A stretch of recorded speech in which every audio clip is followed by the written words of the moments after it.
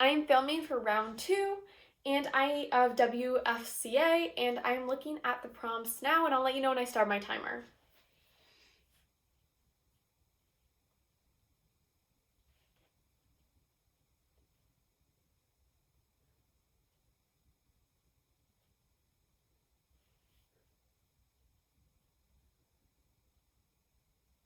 I looked at prompts 17, 18, 19, and I chose 19, which is Two Things Are Infinite, the Universe and Human Stupidity, and I'm Not Sure About the Universe by Albert Einstein.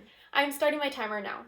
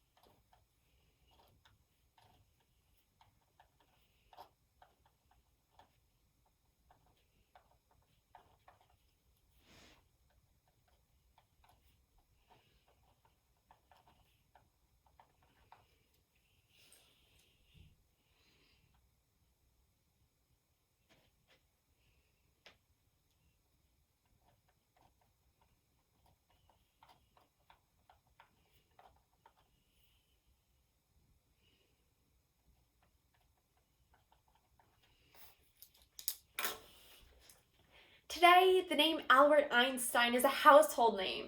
He's revered for knowing a lot of things about science and educating the world about all these things, and thus making a better educated world. He's also known for this funny quote, "Two things are infinite, the universe and human stupidity." And I'm not sure about the universe.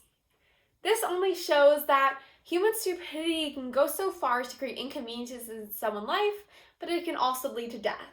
Today, I'll be focusing on how stupidity plays a role in our regular life, in school, and finally in war.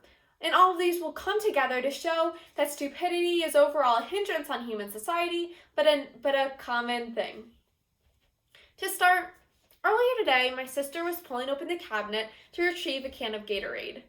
But when she opened the cabinet, the can of Gatorade spilled and cast Gatorade powder all over the groceries and the floor.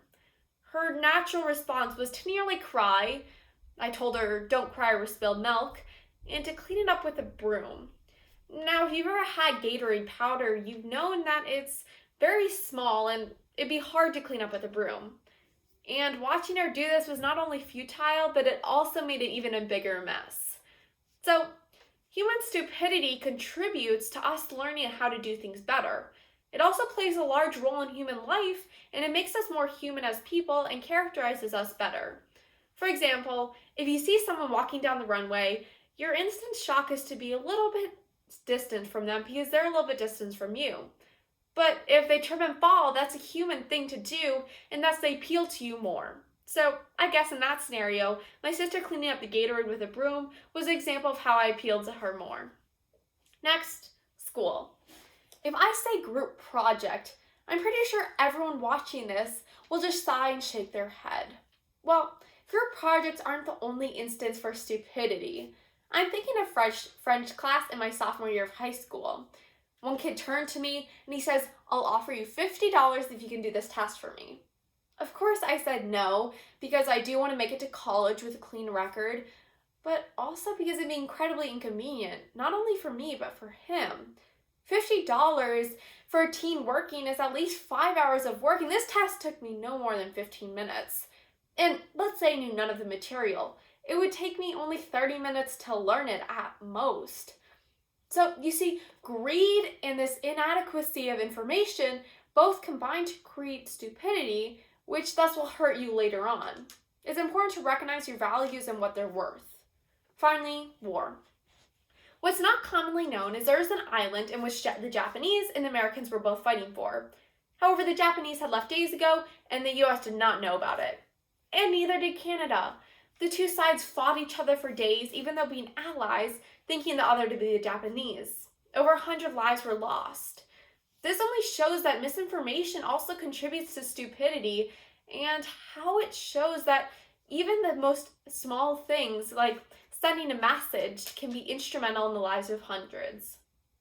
All in all, I've shown you how stupidity creates human appeal, how it's founded from ignorance and misinformation, and how it contributes to daily life. Now, Albert Einstein may have said it first, but it certainly applies to everything in total when we look at how human stupidity impacts life and its magnitude, which in Albert Einstein's case was bigger than the universe. Thank you.